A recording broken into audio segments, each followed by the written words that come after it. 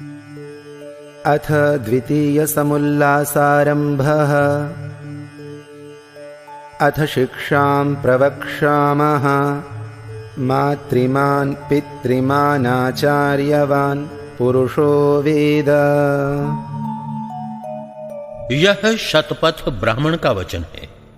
वस्तुतः जब 3 उत्तम शिक्षक अर्थात एक माता, दूसरा पिता और तीसरा आचार्य होवे, तभी मनुष्य ज्ञानवान होता है। वह कुल धन्य, वह संतान बड़ा भाग्यवान, जिसके माता और पिता धार्मिक विद्वान हो। जितना माता से संतानों को उपदेश और उपकार पहुंचता है, उतना किसी से नहीं। जैसे माता संतानों पर प्रेम, उनका हित करना चाहती है, उतना अन्य कोई नहीं करता। इसीलिए मातृमान अर्थात प्रशस्त, धार्मिकी, विदुषी माता विद्यते यस्य स मातृमान। धन्य वह माता है कि जो गर्भाधान से लेकर जब तक पूरी विद्या ना हो तब तक सुशीलता का उपदेश करे।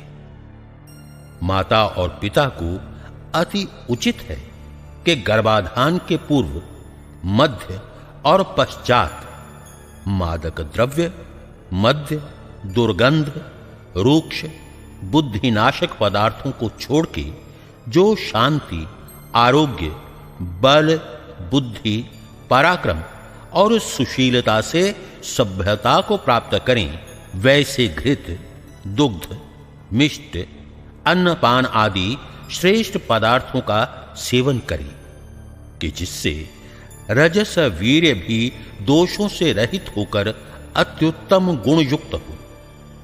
जैसा ऋतु गमन का विधि अर्थात रजो दर्शन के 5वें दिवस से लेके 16वें दिवस तक ऋतुदान देने का समय है, उन दिनों में से प्रथम के 4 दिन त्याज्य हैं। रहे 12 दिन, उनमें एकादशी और त्रयोदशी को छोड़ के बाकी 10 रात्रियों में गर्भाधान करना उत्तम है। और रजो दर्शन के दिन से लेके 16वीं रात्रि को पश्चात ना समागम करना। पुनः जब तक ऋतुदान का समय पूर्वोक्त न आवे तब तक और गर्भ स्थिति के पश्चात 1 वर्ष तक संयुक्त न हो। जब दोनों के शरीर में आरोग्य, परस्पर प्रसन्नता, किसी प्रकार का शोक न हो, जैसा चरक और सुश्रुत में भोजन छादन का विधान और मनुस्मृति में स्त्री पुरुष की प्रसन्नता की रीति लिखी है, उसी प्रकार करें और वर्तें। गर्भाधान के पश्चात स्त्री को बहुत सावधानी से भोजन छादन करना चाहिए। पश्चात 1 वर्ष पर्यंत स्त्री पुरुष का संग न करे। बुद्धि, बल, रूप, आरोग्य, पराक्रम, शांति आदि गुणकारक द्रव्यों ही का सेवन स्त्री करती रहे कि जब तक संतान का जन्म न हो। जब जन्म हो तब अच्छे सुगंधि युक्त जल से बालक को स्नान, नाड़ी छेदन करके सुगंधि युक्त घृतादि का होम और स्त्री के भी स्नान भोजन का यथा योग्य प्रबंध करे कि जिससे बालक और स्त्री का शरीर क्रमशः आरोग्य और पुष्ट होता जाए। ऐसा पदार्थ उसकी माता व धाई खावे कि जिससे दूध में भी उत्तम गुण प्राप्त हो। प्रसूता का दूध 6 दिन तक बालक को पिलावे, पश्चात धाई पिलाया करे। परंतु धाई को उत्तम पदार्थों का खान पान माता पिता करावे। जो कोई दरिद्र हो, धाई को ना रख सके, तो वे गाय व बकरी के दूध में उत्तम औषधि, जो कि बुद्धि, पराक्रम, आरोग्य करने हारी हो, उनको शुद्ध जल में भेजा औटा छान के दूध के समान जल मिला के बालक को पिलावे। जन्म के पश्चात बालक और उसकी माता को दूसरे स्थान जहां का वायु शुद्ध हो वहां रखें। सुगंध तथा दर्शनीय पदार्थ भी रखें और उस देश में भ्रमण कराना उचित है कि जहां का वायु शुद्ध हो और जहां धाई, गाय, बकरी आदि का दूध न मिल सके वहां जैसा उचित समझें वैसा करें, क्योंकि प्रसूता स्त्री के शरीर के अंश से बालक का शरीर होता है। इसी से स्त्री प्रसव समय निर्बल हो जाती है। इसलिए प्रसूता स्त्री दूध ना पिलावे। दूध रोकने के लिए स्तन के छिद्र पर उस औषधि का लेप करे जिससे दूध स्रवित न हो। ऐसा करने से दूसरे महीने में पुनरपि युक्ति हो जाती है। तब तक पुरुष ब्रह्मचर्य से वीर्य का निग्रह रखे। इस प्रकार जो स्त्री व पुरुष करेंगे उनके उत्तम संतान, दीर्घायु, बल पराक्रम की वृद्धि होती रहेगी कि जिससे सब संतान उत्तम बल पराक्रम युक्त, दीर्घायु, धार्मिक हो। स्त्री योनि संकोच शोधन और पुरुष वीर्य का स्तंभन करे। पुनः संतान जितने होंगे वे भी सब उत्तम होंगे। बालकों को माता सदा उत्तम शिक्षा करे जिससे संतान सभ्य हो और किसी अंग से कुचेष्टा ना करने पावे। जब बोलने लगे तब उसकी माता बालक की जिह्वा जिस प्रकार कोमल होकर स्पष्ट उच्चारण कर सके वैसा उपाय करे कि जो जिस वर्ण का स्थान प्रयत्न अर्थात जैसे प इसका ओष्ठ स्थान और स्पृष्ट प्रयत्न दोनों ओष्ठों को मिलाकर बोलना, ह्रस्व दीर्घ प्लुत अक्षरों को ठीक ठीक बोल सकना, मधुर गंभीर सुंदर स्वर अक्षर मात्रा पद वाक्य संहिता अवसान भिन्न भिन्न श्रवण हो। जब वह कुछ कुछ बोलने और समझने लगे तब सुंदर वाणी और बड़े छोटे मान्य पिता माता राजा विद्वान आदि से भाषण, उनसे वर्तमान और उनके पास बैठने आदि की भी शिक्षा करें, जिससे कहीं उनका अयोग्य व्यवहार न होके सर्वत्र प्रतिष्ठा हुआ करे। जैसे संतान जितेंद्रिय, विद्या प्रिय और सत्संग में रुचि करें वैसा प्रयत्न करते रहें। व्यर्थ क्रीड़ा, रोदन, हास्य, लड़ाई, हर्ष, शोक, किसी पदार्थ में लोलुपता, ईर्ष्या, द्वेष आदि न करें। उपस्थेंद्रिय से स्पर्श और मर्दन से वीर की क्षीणता, नपुंसकता होती और हस्त में दुर्गंध भी होता है। इससे उसका स्पर्श न करें। सदा सत्य भाषण, शौर्य, धैर्य, प्रसन्न वदन आदि गुणों की प्राप्ति जिस प्रकार हो करावें। जब 5-5 वर्ष के लड़का लड़की हों तब देवनागरी अक्षरों का अभ्यास करावें, अन्य देशीय भाषाओं के अक्षरों का भी। उसके पश्चात जिनसे अच्छी शिक्षा, विद्या, धर्म, परमेश्वर, माता पिता, आचार्य, विद्वान, अतिथि, राजा, प्रजा, कुटुंब, बंधु, भगनी, भृत्य आदि से कैसे कैसे वर्तना, इन बातों के मंत्र, श्लोक, सूत्र, गद्य, पद्य भी अर्थ सहित कंठस्थ करावें। जिनसे संतान किसी धूर्त के बहकाने में न आवे और जो विद्या धर्म विरुद्ध भ्रांति जाल में गिराने वाला व्यवहार है उनका भी उपदेश कर दें, जिससे भूत प्रेत आदि मिथ्या बातों का विश्वास न हो। गुरोः प्रेतस्य शिष्यस्तु पितृमेधं समाचरन् प्रेतहारैः समं तत्र दशरात्रेण शुध्यते। अर्थ, जब गुरु का प्राणांत हो तब मृतिक शरीर जिसका नाम प्रेत है, उसका दाह करने हारा शिष्य प्रेतहार अर्थात मृत को उठाने वालों के साथ 10वें दिन शुद्ध होता है। और जब उस शरीर का दाह हो चुका तब उसका नाम भूत होता है, अर्थात वह अमुक नामा पुरुष था।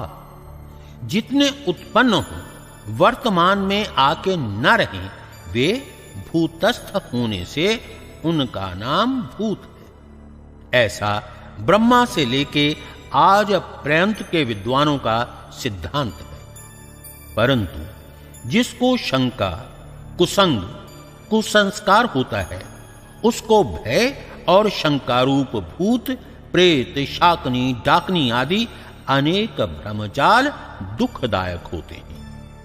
देखो, जब कोई प्राणी मरता है तब उसका जीव पाप पुण्य के वश होकर परमेश्वर की व्यवस्था से सुख दुख के फल भोगने के अर्थ जन्मांतर धारण करता है। क्या इस अविनाशी परमेश्वर की व्यवस्था का कोई भी नाश कर सकता है? अज्ञानी लोग वैदिक शास्त्र व पदार्थ विद्या के पढ़ने, सुनने और विचार से रहित होकर सन्निपात, ज्वर आदि शारीरिक और उन्माद आदि मानस रोगों का नाम भूत प्रेतादि धरते हैं।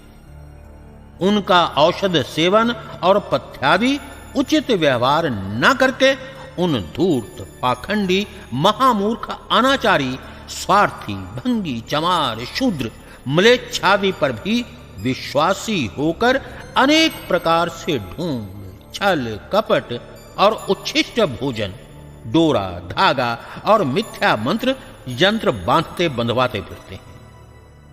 अपने धन का नाश, संतान आदि की दुर्दशा और रोगों को बढ़ाकर दुख देते फिरते हैं। जब आंख के अंधे और गांठ के पूरे उन दुर्बुद्धि पापी स्वार्थियों के पास जाकर पूछते हैं कि महाराज, इस लड़का, लड़की, स्त्री और पुरुष को ना जाने क्या हो गया है, तब वे बोलते हैं कि इसके शरीर में बड़ा भूत, प्रेत, भैरव, शीतला आदि देवी आ गई है। जब तक तुम इसका उपाय ना करोगे तब तक ये ना छूटेंगे और प्राण भी ले लेंगे। जो तुम मलिदा व इतनी भेंट दो तो मंत्र जप पुरुष चरण से झाड़ के इनको निकाल दे। तब वे अंधे और उनके संबंधी बोलते हैं कि महाराज, चाहे हमारा सर्वस्व जाओ परंतु इनको अच्छा कर दीजिए। तब तो उनकी बन पड़ती है। वे धूर्त कहते हैं, अच्छा लाओ, इतनी सामग्री, इतनी दक्षिणा, देवता को भेंट और ग्रहदान कराओ। झांझ, मृदंग, ढोल, थाली लेके उसके सामने बजाते गाते और उनमें से एक पखंडी उन्मत्त होके नाच कूद के कहता है, मैं इसका प्राण ही ले लूंगा। तब वे अंधे उस भंगी, चमार आदि नीच के पगों में पड़ के कहते हैं, आप चाहे सो लीजिए, इसको बचाइए। तब वह धूर्त बोलता है, मैं हनुमान हूं, लाओ पक्की मिठाई, तेल, सिंदूर, 1.25 मन का रोट और लाल लंगोट। मैं देवी का भैरव हूं, लाओ 5 बोतल मद्य, 20 मुर्गी, 5 बकरे मिठाई और वस्त्र। जब वे कहते हैं कि जो चाहो सो लो, तब तो वह पागल बहुत नाचने कूदने लगता है। परंतु जो कोई बुद्धिमान उनकी भेंट 5 जूता, दंडा व चपेट लाते मारे तो उसके हनुमान, देवी और भैरव झट प्रसन्न होकर भाग जाते हैं, क्योंकि वह उनका केवल धनादि हरण करने के प्रयोजनार्थ ढोंग है। और जब किसी ग्रहग्रस्त ग्रह रूप ज्योतिर्विदाभास के पास जाके वे कहते हैं, हे महाराज, इसको क्या है?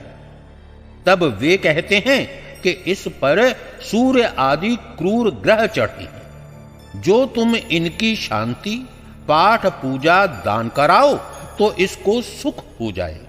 नहीं तो बहुत पीड़ित होकर मर जाए तो भी आश्चर्य नहीं। कहिए ज्योतिर्विद, जैसी यह पृथ्वी जड़ है वैसे ही सूर्यादि लोक है। वे ताप और प्रकाश आदि से भिन्न कुछ भी नहीं कर सकते। क्या ये चेतन है जो क्रोधित होके दुख और शांत होके सुख दे सके? क्या जो ये संसार में राजा प्रजा सुखी दुखी हो रहे हैं, ये ग्रहों का फल नहीं है? नहीं, ये सब पाप पुण्यों के फल हैं। तो क्या ज्योतिष शास्त्र झूठा है? नहीं, जो उसमें अंक, बीज, रेखा गणित विद्या है वह सब सच्ची। जो फल की लीला है वह सब झूठी। क्या जो ये जन्म पत्र है सो निष्फल है? हां, वह जन्म पत्र नहीं, किंतु उसका नाम शोक पत्र रखना चाहिए।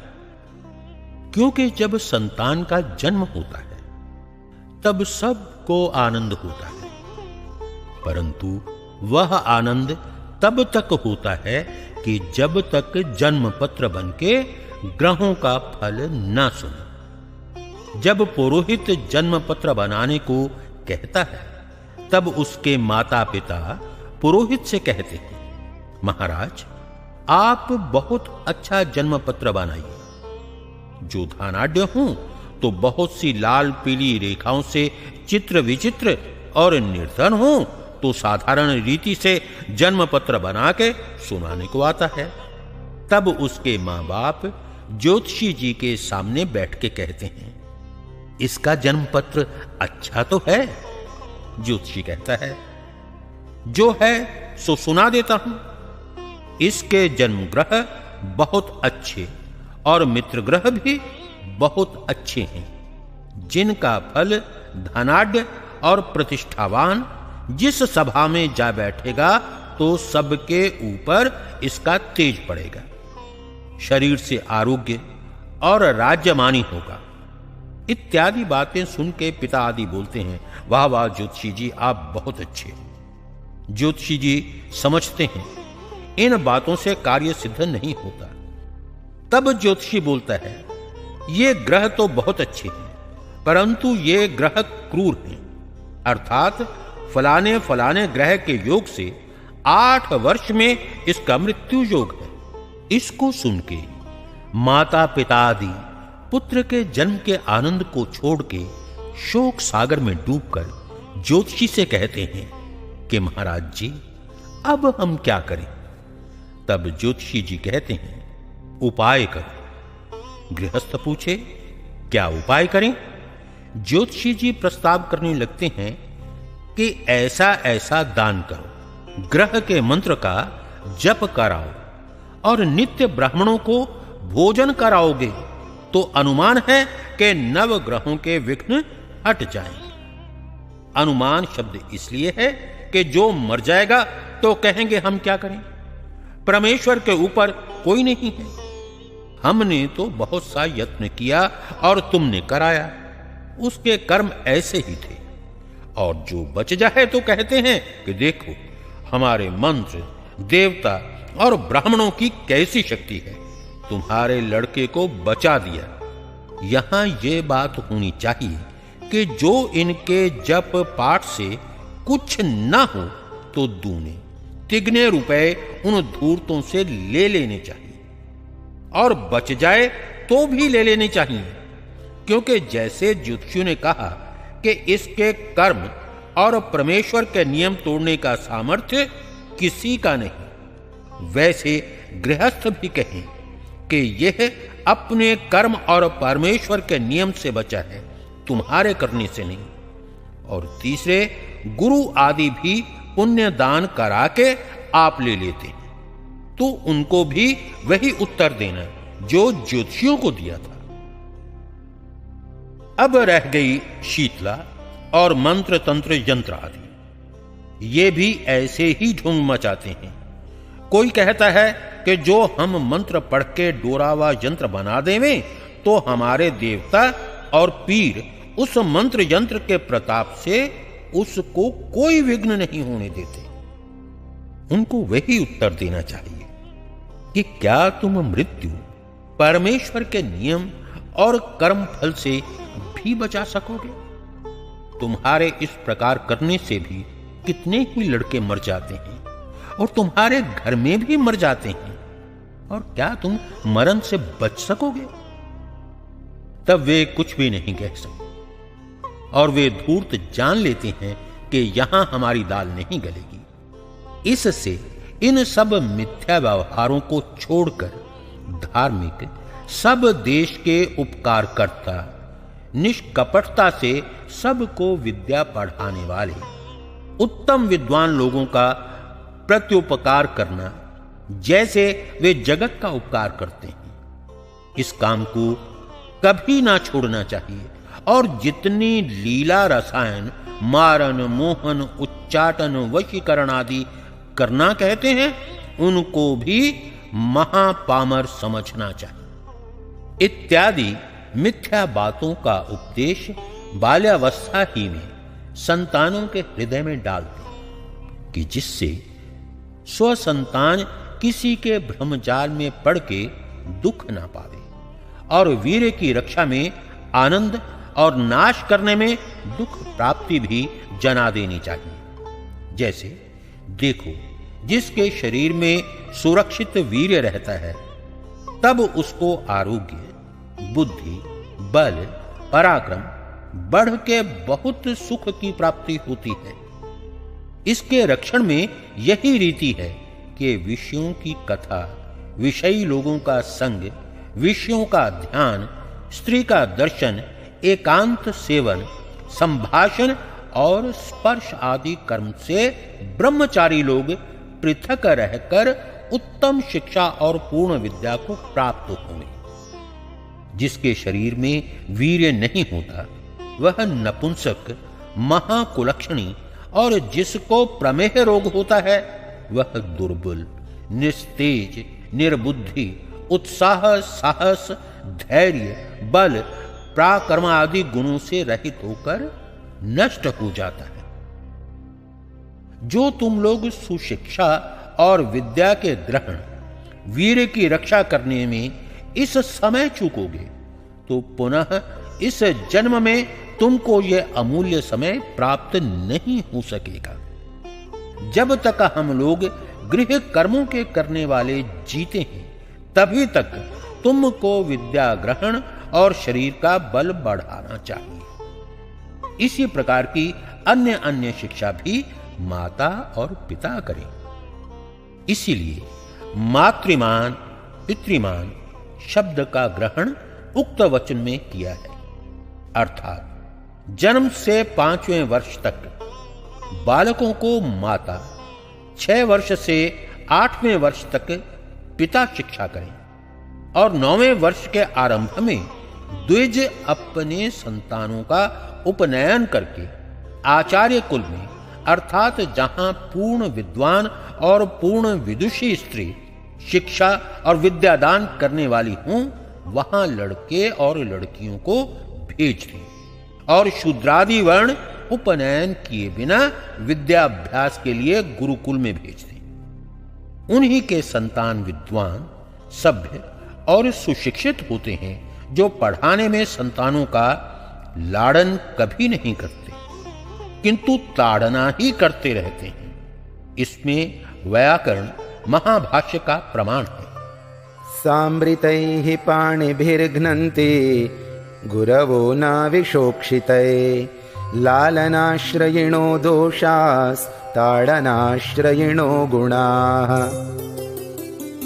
जो माता, पिता और आचार्य संतान और शिष्यों का ताड़न करते हैं, वे जानो अपने संतान और शिष्यों को अपने हाथ से अमृत पिला रहे हैं, और जो संतानों व शिष्यों का लाड़न करते हैं, वे अपने संतानों और शिष्यों को विष पिला के नष्ट भ्रष्ट कर देते हैं। क्योंकि लाड़न से संतान और शिष्य दोष युक्त तथा ताड़ना से गुण युक्त होते हैं। और संतान और शिष्य लोग भी ताड़ना से प्रसन्न और लाड़न से अप्रसन्न सदा रहा करें।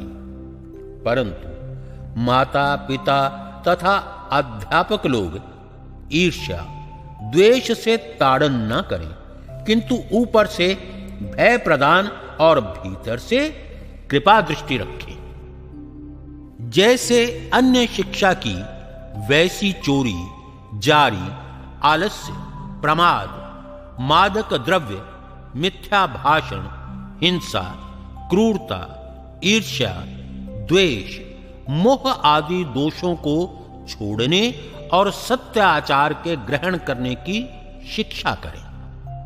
क्योंकि जिस पुरुष ने जिसके सामने एक बार चोरी, जारी, मिथ्या भाषण आदि कर्म किया, उसकी प्रतिष्ठा उसके सामने मृत्यु पर्यंत नहीं होती। जैसी हानि प्रतिज्ञा मिथ्या करने वाले को होती है, वैसी अन्य किसी की नहीं।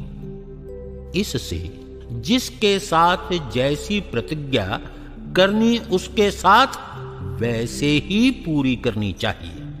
अर्थात जैसे किसी ने किसी से कहा कि मैं तुमको वा तुम मुझसे अमुक समय में मिलूंगा वा मिलना, अथवा अमुक वस्तु अमुक समय में तुमको मैं दूंगा, इसको वैसे ही पूरी करें, नहीं तो उसकी प्रतीति कोई भी ना करेगा। इसलिए सदा सत्य भाषण और सत्य प्रतिज्ञा युक्त सबको होना चाहिए। किसी को अभिमान करना योग्य नहीं, क्योंकि अभिमानः श्रेयं हन्ति, ये विदुर नीति का वचन है। जो अभिमान अर्थात अहंकार है, वह सब शोभा और लक्ष्मी का नाश कर देता है। इस वास्ते अभिमान करना न चाहिए। छल, कपट व कृतघ्नता से अपना ही हृदय दुखित होता है, तो दूसरे की क्या कथा कहनी चाहिए। छल और कपट उसको कहते हैं जो भीतर और बाहर और दूसरे को मोह में डाल और दूसरे की हानि पर ध्यान ना देकर स्वप्रयोजन सिद्ध करना। कृतघ्नता उसको कहते हैं कि किसी के किए हुए उपकार को ना मानना।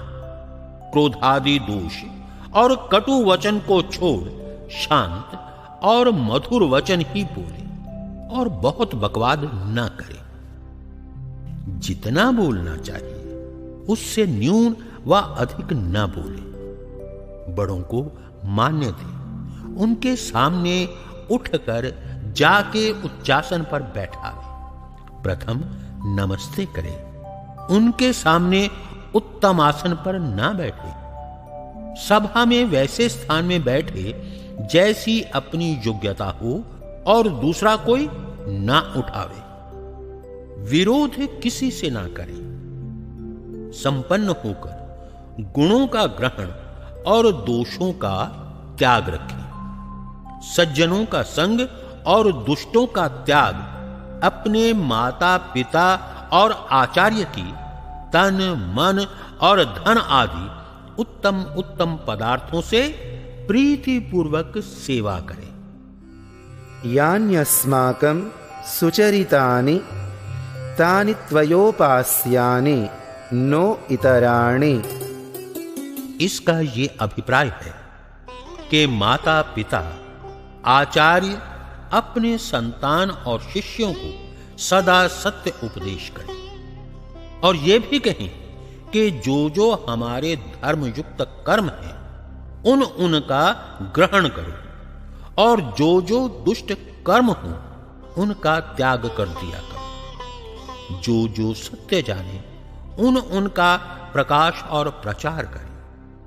किसी पाखंडी दुष्टाचारी मनुष्य पर विश्वास ना करें और जिस उत्तम कर्म के लिए माता पिता और आचार्य आज्ञा देवें उसका यथेष्ट पालन करो। जैसे माता पिता ने धर्म विद्या अच्छे आचरण के श्लोक निघंटु निरुक्त अष्टाध्यायी अथवा अन्य सूत्र व वेद मंत्र कंठस्थ कराए हों, उनका पुनः अर्थ विद्यार्थियों को विदित करावे।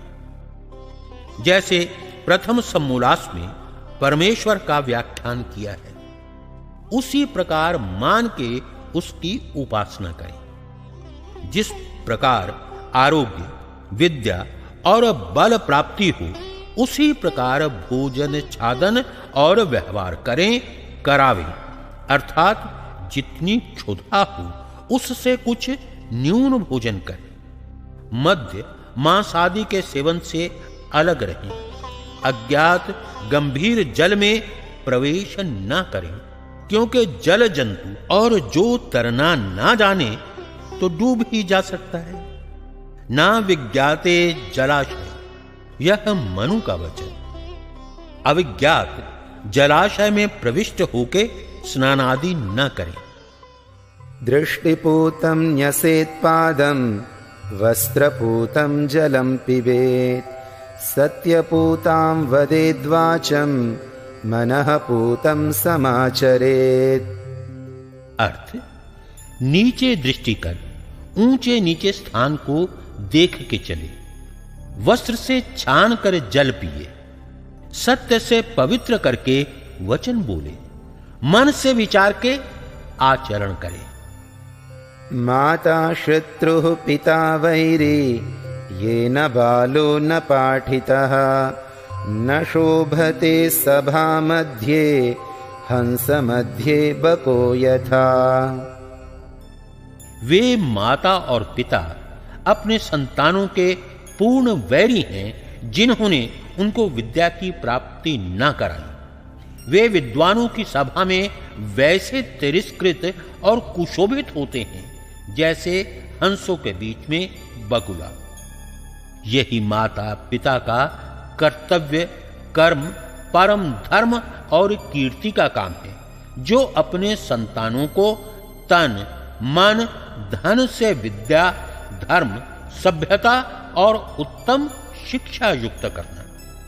यह बाल शिक्षा में थोड़ा सा लिखा, इतने ही से बुद्धिमान लोग बहुत समझ लेंगे।